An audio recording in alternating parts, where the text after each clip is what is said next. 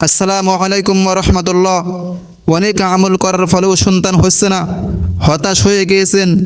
শেষবারের মতো আপনাকে বলবো, আজকের আমলটি একবার হলেও করে দেখুন। আজকে যেই আমলটি সম্পর্কে আলোচনা করব, আমলটি 100% কোরআনি এবং অত্যন্ত পরীক্ষিত। আমলটি করার ফলে লক্ষ লক্ষ মা বাবা সন্তানের অধিকারী হয়েছেন। আমি সরাসরি আমলটি বলে দিচ্ছি। আমলটি হচ্ছে পবিত্র কোরআন মাজিদের সূরা আম্বিয়ার 89 নং আয়াত, রব্বি লা তাযারনি ফারদাও ওয়া আনতা খায়রুল ওয়ারিসিন।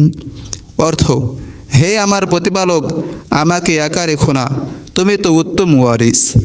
এবার আমলটি করার নিয়ম বলে দিচ্ছি, একটু মনোযোগ দিয়ে শুনুন। আমলটি আপনি যে কোনো সময় করতে পারেন, তবে সবচেয়ে উত্তম সময় হলো ফজর অথবা ঈশার নামাজের পর আমলটি করলে অনেক দ্রুত ফলাফল পাওয়া যাবে। আমলটি করার জন্য প্রথমে 7 বার যে কোনো দুরূদ শরীফ পাঠ করবেন।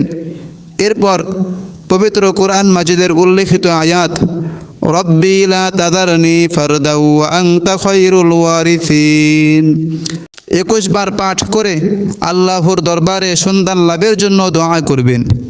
এভাবে 7 দিন আমলটি করুন। ইনশাআল্লাহ ইনশাআল্লাহ আল্লাহ পাক আপনার মনের আশা পূরণ করবেন। প্রতিদিন এরকম ভিডিও পেতে অবশ্যই একটি লাইক দিয়ে চ্যানেলটি সাবস্ক্রাইব করুন।